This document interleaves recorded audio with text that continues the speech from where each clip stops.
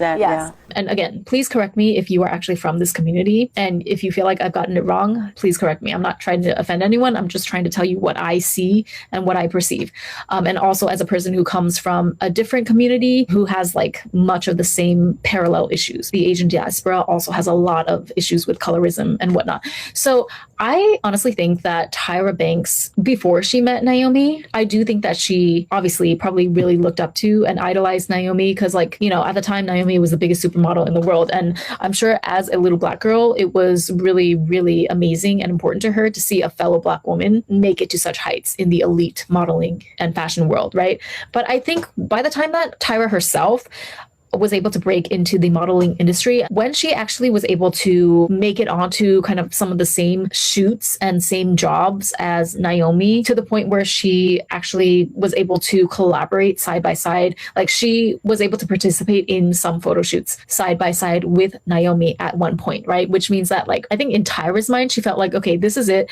I've made it. And now I should be able to start past Naomi Campbell because I am lighter skinned than Naomi and I have more, I don't know, Eurocentric features. I'm talking about Tyra in comparison to Naomi Campbell, right?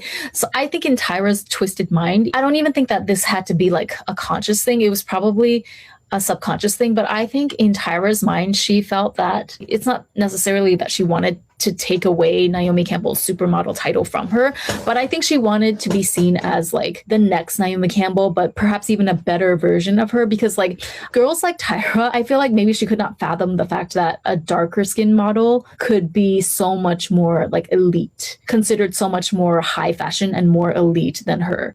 Right? Like, I think Tyra thought that, hey, but like I'm the preferred skin tone in my community, right? The same thing happens in the Asian communities. I think Tyra thought that, okay, surely now that I've made it, you know, now that I've gotten my foot in through the high fashion modeling world, surely now I'm going to be the top Black supermodel because I'm the one with lighter skin. I'm the one with more Eurocentric features, you know, by Eurocentric standards, which is what the fashion world operated on at the time largely. I am considered prettier even than Naomi, even though it's obvious to everyone with eyeballs that Naomi Campbell is drop dead gorgeous. But I think in Tyra's mind, she felt like this is the obvious hierarchy that should be upheld though, right? Because like no matter how gorgeous Naomi is, she is still darker complexion than me. So like I should be the one to rise to the top now that I've gotten my foot in the door. And so when that didn't happen, right, because like I said, Tyra Banks herself, she never really garnered the title of supermodel. That title was a very specific honor that only went to a select few women, right? Naomi Campbell, Christy Turlington, Linda Evangelista, I don't know, but I think it was only a handful. I don't think it was even more than like 10 models from that time period that you could even consider to be a supermodel. Those were the models that the term itself was invented for. And Tyra Banks, no shade, no tea to her, but she was never considered as part of that category. So I think like that compounded with the fact that maybe, okay, whether or not she was like malicious or whether she just wasn't really bothered about Tyra, it was probably more leaning towards the latter. The fact that Naomi didn't really have any strong feelings toward Tyra, I think in her mind, Tyra could not fathom Naomi Campbell not embracing her with open arms and taking her under her wing, because she's like, wait, but what do you mean? Like, I'm literally, you know, the better version of you. I'm the lighter skin, more European looking one. I have green eyes, right? That's another thing that, like I said, it was all over every single piece of media that Tyra Banks appeared in. You could see her narcissistic, sadistic, two-faced persona shining through in pretty much every single clip that she's ever been on TV, which is why it's kind of crazy, like, but not really, because we know that the world rewards horrible people. But it's just kind of crazy because it's been right in front of everyone's eyes the whole time, and only now are we starting to critique it because Gen Z is making a fuss. So this is again why I will always fight at dawn for Gen Z.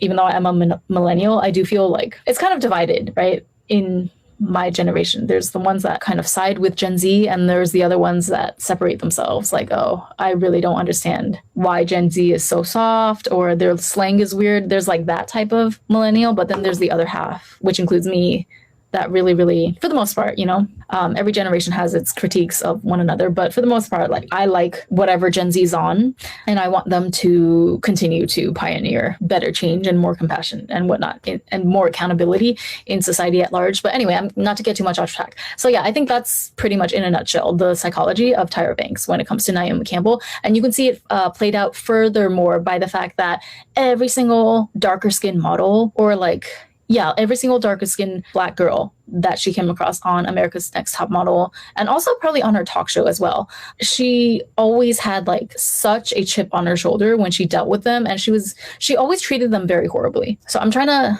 remember certain instances, but like, for example, Tiffany, right? Tiffany was like a darker skinned model that looked more, if you were to compare her to between the two, Tiffany looked more, I would say she favored more Naomi Campbell than she did Tyra Banks, right?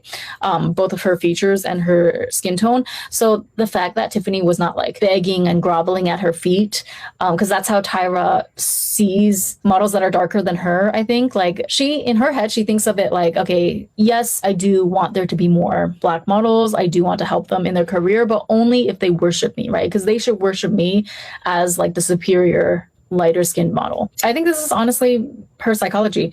So that's why she went off the rails when Tiffany dared to like not react in a totally devastated way that Tyra wanted her. Because like, if you think about it, what kind of a sick person, why would you want somebody to be devastated? Wouldn't you be more relieved that Tiffany is actually going to be okay? Like, yeah, okay, she's upset, she's disappointed that she was eliminated, but she's showing that, look, she can take it in stride. She's a big girl and she's not going to just cry and crash out on national television, right? Like, a normal person would feel relieved that, oh, okay, so she's going to be fine. But Tyra, what kind of a person actually wants her to do the opposite? A sadistic person, a sadist, which is what Tyra Banks is.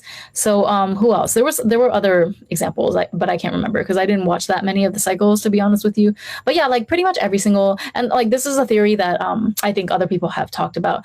Other, actual Black content creators have talked about in depth as well. So please feel free to go watch their videos. I'm sure they can go more in depth about it than I can. But there have been theories that I fully agree with, that basically every single darker skin model that Tyra Banks comes across, she kind of uses that girl as a stand-in for Naomi. Like, the way that she felt she was slighted and bullied and wronged by Naomi, she'll turn around and kind of she'll use that darker skinned model as almost like an effigy doll, or I don't know how to explain it, like a stand-in for Naomi Campbell, and she will hurl all of her abuse, whether overt or covert, towards that girl and put that girl through humiliation rituals, put her through the ringer and get some sadistic emotional payoff from it, because in her mind, it's like a part of her feels like she's getting back at Naomi Campbell. It's a very, very sick, very twisted, very fascinating psychology. But yeah, that's pretty much Tyra Banks' obsession with Naomi Campbell in a nutshell. And it's why she's obsessed with her and can't let her go.